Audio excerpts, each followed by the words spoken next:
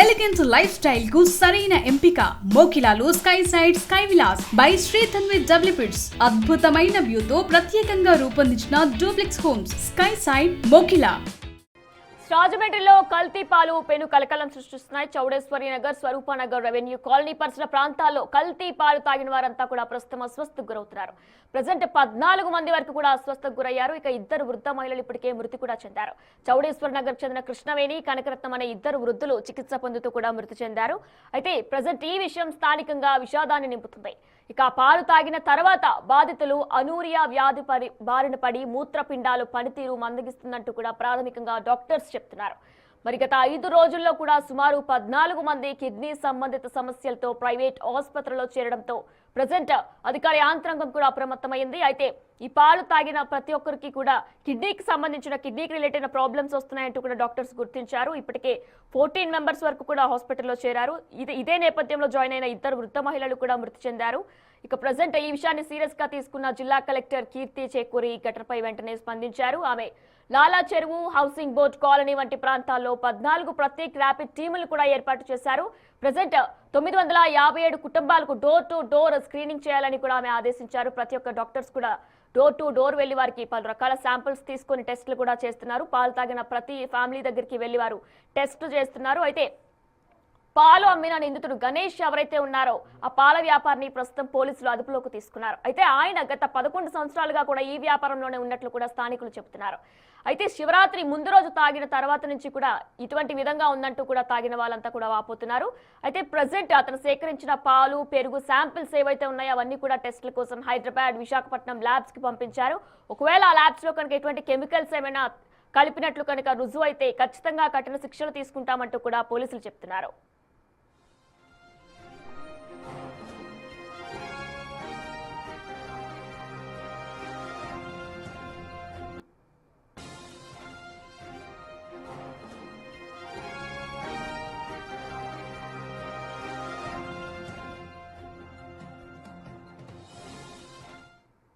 ఈ అంశానికి సంబంధించి కూడా ప్రతి కిడ్నీకే మెయిన్ గా కూడా ఇది ఎఫెక్ట్ అవుతుందంటూ కూడా చెప్తున్నారు డాక్టర్స్. అయితే దీనికి సంబంధించి కూడా పూర్తి డీటెయిల్ గా మనకి వివరించడానికి ప్రజెంట్ యూరాలజిస్ట్ రామ సంజయ్ గారు మనకి అందుబాటులో ఉన్నారు. హలో అండి. నమస్తే డాక్టర్.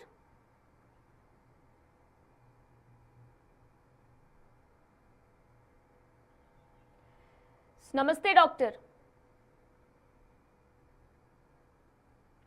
ప్రెసెంట్ అయితే కిడ్నీకి సంబంధించి కూడా ఖచ్చితంగా ఎఫెక్ట్ అవుతారంటూ కూడా చెప్తున్నారు. ఇంకా దీనికి సంబంధించి పూర్తి డీటెయిల్స్ మనం యూరాలజిస్ట్ అడిగి తెలుసుకుందాం. నమస్తే సంజయ్ గారు.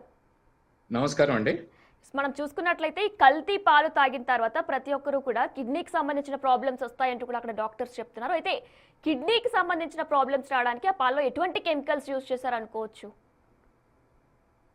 కల్తీ పాలు యూరియాను వెజిటబుల్ ఆయిల్స్ కలిపి తయారు చేస్తున్నారు. అది ఒక కారణం కావచ్చు. రెండో possibility, they are using chemical oils instead of vegetable oils. And heavy metals కూడా మిక్స్ అయి ఉండొచ్చమ్మా. లెడ్ కానీ, మెర్కురీ కానీ ఇలాంటి హెవీ మెటల్ పాయిజనింగ్ ఉంటే వాటి వల్ల కూడా కిడ్నీస్ మీద ఎఫెక్ట్ అయ్యేదానికి పాసిబిలిటీ ఉంటుంది.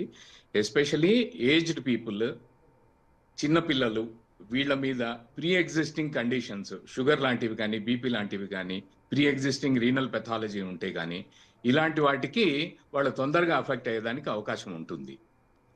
సో ఎంతవరకు కల్తీ జరిగింది అన్నది ఆ ప్రభుత్వ అధికారులు నిర్ధారణ చేయాలి. అయితే శివరాత్రి ముందు రోజు మేము పాలు తాగామంటూ కూడా బాధితులు చెప్తున్నారు. దాదాపు శివరాత్రి ఈ 1 వీక్ కూడా అవుతుంది. అయితే ఈలోపే ఆల్రెడీ 14 మంది వరకు కూడా అస్వస్థకు గురయ్యారు. అయితే దీని ఎఫెక్ట్ ఇంకా అంటే 1 వీక్ తర్వాత కూడా చూపిస్తుంది అంటారా? అంటే 2-3 రోజులు పట్టచ్చు ఆ కెమికల్స్ బాడీలో చేరి కిడ్నీ మీద ఎఫెక్ట్ రావటానికి. ఈ కండిషన్ అక్యూట్ ట్యూబులర్ నెక్రోసిస్ అంటాం. సో బేసికలీ ఎనీ కండిషన్, ఏ కండిషన్ అయినా స్ట్రాంగ్ కెమికల్స్ కానీ, లేకపోతే ఆర్గనోఫాస్ఫరస్ పాయిజన్స్ కానీ, అంటే మన పురుగుల మందులు కలిసి ఉన్న వాటర్ యూజ్ చేసిన, హెవీ మెటల్స్ ఉన్న వాటర్ యూజ్ చేసిన, లేదు పాలు తయారీయే బొత్తిగా పాలు అనేవి లేకుండా యూరియాను, ఈ కెమికల్ ఆయిల్స్, వెజిటబుల్ ఆయిల్స్ తో చేసిన పాలు ఉన్నా కూడా ఆ కిడ్నీ మీద డిలేడ్గా ఎఫెక్ట్ రావడానికి అవకాశం ఉంటుంది. అండ్ వెజిటబుల్ ఆయిల్స్ పాలలో కలిపితే ఇలా ఇటువంటి విధంగా జరుగుతుంది అంటున్నారు కదా, ఒకవేళ ఇది పాస్ట్ 1 మంత్ 2 మంత్స్ ముందు నుంచి కూడా జరిగితే ఇప్పుడు దాని రియాక్షన్ ఉండొచ్చా, లేకపోతే ఒక్క రోజులో కలిపినా సరే దాని రియాక్షన్ వెంటనే కనిపిస్తుంది అంటారా? ఒక్క రోజులో కలపడానికి మోస్ట్లీ కెమికల్స్ కానీ హెవీ మెటల్స్ కానీ ఉండొచ్చు, ఓకే. వెజిటబుల్ ఆయిల్స్ కాకుండా. సో మనము ఈ ఇంజిన్ ఆయిల్స్ ను యూరియా కలిపి తయారు చేస్తున్నారని వింటున్నాం, కల్తీ పాలు. సో ఆరోగ్యం మీద శ్రద్ధ లేకుండా ఎవరికి ఏమవుతుంది, సొసైటీ ఎంత హాని జరుగుతుంది అన్నది ఆలోచించుకోకుండా కేవలం డబ్బు సంపాదన అన్న ఆలోచనతోటే ఈ ఫుడ్ అడల్టరేషన్ అన్నది అవుతుందమ్మా, which is very very difficult thing to perceive. అంటే చాలా శోచనీయమైన విషయం ఏమిటంటే పిల్లలది పెద్దవాళ్ళది ఆరోగ్యం ఏమవుతుంది అన్న ఆలోచన కూడా లేకుండా తినే పదార్థాలు ఆఖరికి పాలు కూడా కల్తీ చేస్తున్నారంటే ఇది చాలా చాలా ఖండించదగ్గ విషయం, చాలా శోచనీయమైన విషయం. అంటే మనం బేసిక్ గా చూస్తాం పాలల్లో నీళ్లు కలిపితే అది డబల్ అవుతుందని చెప్పేసి వాటర్ కలుపుతారు. మరి ఇది కలపడానికి గల మెయిన్ రీజన్ ఏమనుకోవచ్చు? వెజిటేబుల్ ఆయిల్ కలపడానికి కానీ మీరు చెప్పినట్టు లెడ్ కలపడానికి కానీ మెయిన్ రీజన్స్ ఏమనుకోవచ్చు? ఇది కెమికల్స్ తోటే పాలు తయారు చేస్తున్నారు, వాళ్ళు పాలను కల్తీ చేయట్లేదు. పాల లాంటి పదార్థము కెమికల్స్ యూరియా కలిపి తయారు చేస్తున్నారు అనమాట.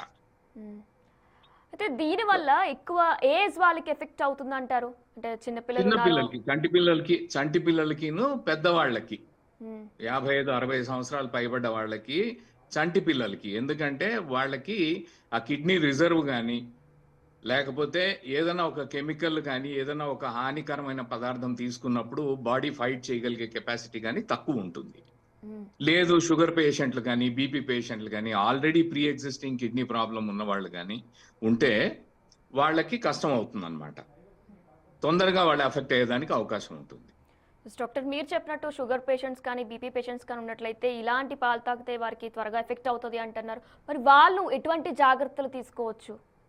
వాళ్ళు సిమ్టమ్స్ మొదలైన వెంటనే అంటే ముఖం ఉబ్బటము, ఈ మూత్రం అవుట్పుట్ తగ్గటం, ఒంటెలు పోసుకోవటం తగ్గటం, కళ్ళు వాపులు కానీ కాళ్ళ వాపులు కానీ వస్తే వాళ్ళు వెంటనే వెళ్ళి నియరెస్ట్ ఉన్న నెఫ్రాలజిస్ట్ని కానీ యూరాలజీ సెంటర్ని కానీ డయాలసిస్ ఫెసిలిటీస్ ఎక్కడైతే ఉంటాయో అక్కడ వాళ్ళని కలిసి ఈ ఈ మూత్రం రాకపోవడానికి గల కారణాలు తెలుసుకొని అవసరమైతే వాళ్ళని డయాలసిస్ మీద పెడితే ఆ కెమికల్ వాష్ అవుట్ అవుతే ఒక 8-10 రోజుల లోపల వాళ్ళు తేరుకోవడానికి అవకాశం ఉంటుంది.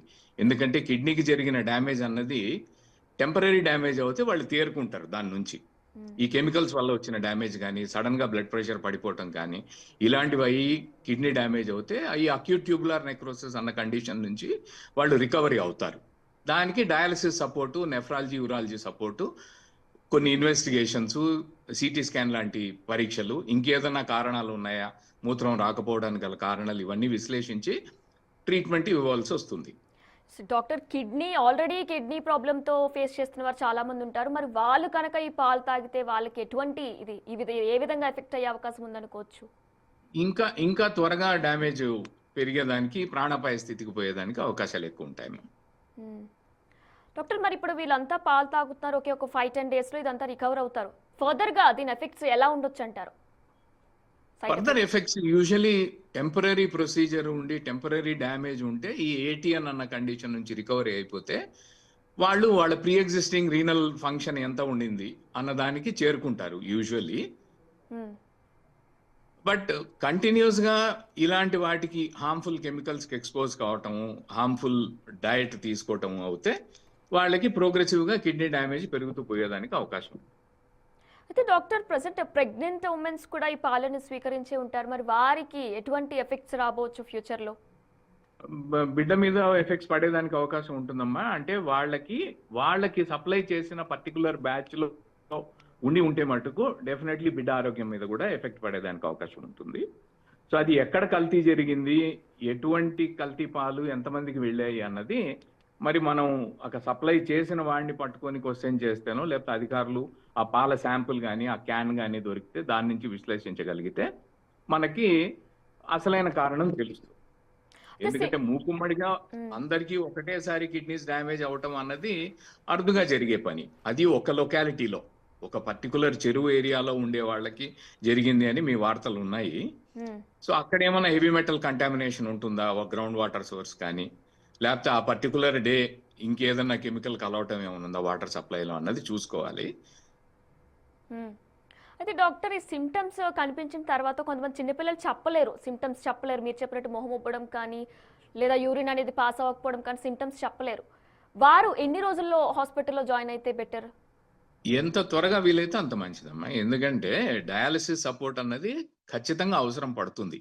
ఈ అన్యూరియా అన్నది ఒక కండిషన్ అన్నమాట. అంటే యూరిన్ తయారు కాకపోవడం కండిషన్ ని అన్యూరియా అంటారు.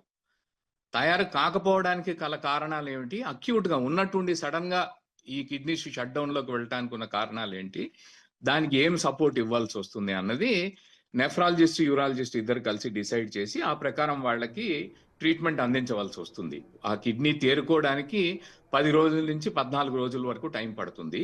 ఈ లోపల వారికి ఖచ్చితంగా హాస్పిటల్ అడ్మిషన్, ఈ డయాలసిస్ సపోర్ట్ అవసరమైతే డయాలసిస్ సపోర్టు, ఇంకేదైనా ఇన్ఫెక్షన్స్ లాంటివి ఏమన్నా ఉంటే ఆ ఇన్ఫెక్షన్స్, లేదు వాష్అవుట్ చేయడానికి అక్యూట్ గా తీసుకున్నారు, ఎఫెక్ట్ వచ్చింది, ఇంకా కడుపులో ఏమన్నా ఉంది దానివల్ల అవుతుంది అంటే ఈ స్టమక్ వాష్ ఇవ్వటం కానీ ఇలాంటి కండిషన్స్ చేసి వాళ్ళకి ఆ కెమికల్ ఎఫెక్ట్ ఎంత త్వరగా తగ్గించగలిగితే అంత మంచిది. డాక్టర్, మీరు ఆల్రెడీ ఆ కల్తీ పాలు తాగి వారు ఎఫెక్ట్ అయిన వాళ్ళు ఎవరైతే ఉన్నారో వారికి ఎటువంటి లిక్విడ్స్ తీసుకుంటే మంచిది, ఎటువంటి ఫుడ్ తీసుకుంటే మంచిది? నార్మల్ హైడ్రేషన్ అమ్మా. వాళ్ళు ప్రీ ఎగ్జిస్టింగ్ కండిషన్ బట్టి కనీసం 2 నుంచి 3 లీటర్ల వరకు వాటర్ ఇవ్వాలి రికవరీ అయిన తర్వాత. ఇప్పుడు అక్యూట్ ఫేజ్ లో కిడ్నీ షట్ డౌన్ అయినప్పుడు వాళ్ళకి యూరిన్ ఎంత వస్తుంది, ఎంత రావట్లేదు అన్న దాన్ని బట్టి చూసుకొని డాక్టర్స్ డిసైడ్ చేస్తారు. వాళ్ళకి డైట్ అలౌ చేయొచ్చా, ఎంత హైడ్రేషన్ అలౌ చేయొచ్చు, ఎంత ఫ్లూయిడ్స్ ఇవ్వచ్చు వాళ్ళకి అన్నది డే టు డే బేసిస్ మీద అసెస్ చేసుకుంటారు. బట్ ఒక్కసారి కిడ్నీ రికవరీ అయిపోతే వాళ్ళు నార్మల్గా ముందు ఎలా ఉన్నారో అలా ఉండొచ్చు.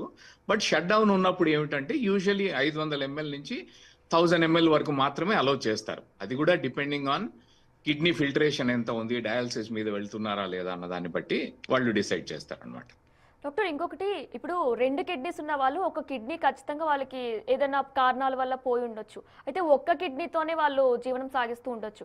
మరి వారికి ఒక్క కిడ్నీతో ఉన్న వాళ్ళకి కనీసం 4000 బర్త్స్ లో ఒకరికి ఒక కిడ్నీ తోటే పుడతారమ్మా కంజెనిటల్ గా. బై బర్త్ ప్రతి 4000 మందికి ఒకరికి ఒక కిడ్నీ ఉంటుంది. సో అలాంటి వారికి కిడ్నీ నార్మల్ గా ఉంటే వేరే జీవనానికి ఏమీ ప్రాబ్లం ఉండదు. మనం కిడ్నీ ట్రాన్స్ప్లాంట్ చేసినా కూడా మనం ఒకటే కిడ్నీ పెడతాం. అండ్ ఇచ్చే వాళ్ళకి కూడా 2 కిడ్నీస్ నుంచి ఒకటే కిడ్నీ ఇస్తున్నారు కాబట్టి మనం ఒక కన్ను ఉంటే మనకు చూపు ఎలా సాధ్యమో ఒక కిడ్నీ ఉంటే బాడీలీ ఫంక్షన్ సాధ్యము. వాళ్ళు ఇంకా కొన్ని జాగ్రత్తలు తీసుకోవాలి. అనవసరమైన నొప్పి టాబ్లెట్స్ వేసుకోవటం కానీ, లేకపోతే కిడ్నీ రిలేటెడ్ ఏమైనా ప్రాబ్లమ్స్ ఉంటే వెంటనే వెళ్ళి సరైన చికిత్స తీసుకోవటం కానీ, డీహైడ్రేషన్ అవాయిడ్ చేయటం కానీ, వామిటింగ్స్, లూజ్ మోషన్స్ లాంటి కండిషన్స్ వచ్చినప్పుడు వెంటనే వెళ్ళి ట్రీట్మెంట్ తీసుకొని జాగ్రత్తగా ఉంటాం. ఈ కాంటాక్ట్ స్పోర్ట్స్ అంటారు, అంటే ఫుట్బాల్, రగ్బీ, హాకీ, ఇంజురీస్ అవ్వగలిగే అవకాశం ఉన్న స్పోర్ట్స్ అవాయిడ్ చేయటం, ఇవన్నీ బేసిక్ ప్రికాషన్స్ అన్నమాట. ఎందుకంటే బట్రెస్ ఉండదు వాళ్ళకి, ఒకటే కిడ్నీ ఉంటుంది కాబట్టి సేఫ్టీ మెకానిజం అన్నది ఉండదు. వాళ్ళు మామూలు మనుషుల కన్నా ఇంకొంచెం జాగ్రత్తగా ఉండటం అలవాటు చేసుకోవాలి. అంతేగాని as long as kidney normal గా పనిచేస్తున్నంత వరకు మిగతా మనుషులు ఎలా ఉన్నారో ఒక కిడ్నీ ఉన్న మనుషులు కూడా అలాగే ఉంటారు. డాక్టర్, మరి ఇప్పుడు దీనివల్ల ఎఫెక్ట్ అయిన వాళ్ళు డయాలసిస్ చేయించుకోవాలంటూ కూడా మీరు చెప్పారు. అయితే ఈ డయాలసిస్ అనేది ఫ్యూచర్లో చేస్తూనే ఉండాలా? అలానే ఎటువంటి మెడిసిన్స్ వీరు యూజ్ చేస్తూ ఉండాలి? లేదమ్మా, క్రానిక్ కిడ్నీ డిసీజ్ అని ఉంటే డయాలసిస్ కంటిన్యూస్ గా చేయాలి.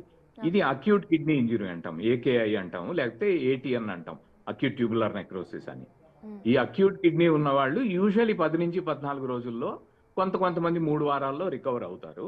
ఆ రికవరీ అయ్యేంత వరకు మట్టుకే డయాలసిస్ సపోర్ట్ అవసరం. ఒకసారి రికవరీ అయిపోయిన తర్వాత ఇంకా డయాలసిస్ అక్కర్లేదు వీళ్ళకి. డాక్టర్, ప్రెసెంట్ మనం ఈ పాల వ్యాపారం గురించి కూడా చూసుకున్నట్లయితే ఆయన పాలల్లో వెజిటబుల్ ఆయిల్ కలిపారు. దాదాపు 14 మెంబర్స్ వరకు కూడా ప్రెసెంట్ అస్వస్థకు గురయ్యారు. ఇంకా 900 చేంజ్ ప్రతి ఇంటికి కూడా డోర్ టు డోర్ వెళ్ళి స్కానింగ్స్, టెస్ట్లు అవన్నీ చేస్తున్నారు. అయితే ఇంతమంది ఆయన దగ్గర పాలు తీసుకుంటున్నారు కదా, మరి ఇటువంటిది ఏదైనా జరుగుతుంది అని అసలు ఆయన ఏం ఊహించుకోలేదంటారా? అది మనం చెప్పలేం కదమ్మా, ఎవరి గ్రీడ్ ఎక్కడ దాకా తీసుకెళ్తుంది, మనిషి డబ్బు మీద ఉండే వ్యామోహం ఎక్కడ దాకా తీసుకెళ్తుంది. వెజిటబుల్ ఆయిల్స్ కలిపితే ప్రాబ్లం ఉండదు, బట్ యూరియాను కెమికల్ ఆయిల్స్ కలిపితే ఇష్యూ ఉంటుంది. ఎందుకంటే యూరియా ఇస్ డేంజరస్, అది వ్యర్థ పదార్థం. యూరియా అన్నది ఎక్సెస్ డోస్ లో కలిసి ఉంటే బాడీ హ్యాండిల్ చేయలేదు, కిడ్నీ హ్యాండిల్ చేయలేదు దాన్ని. సో అప్పుడు వాళ్ళు యూరిమిక్ స్టేట్ లోకి వెళ్ళిపోతారు అనమాట. Doctor, for sharing so much details.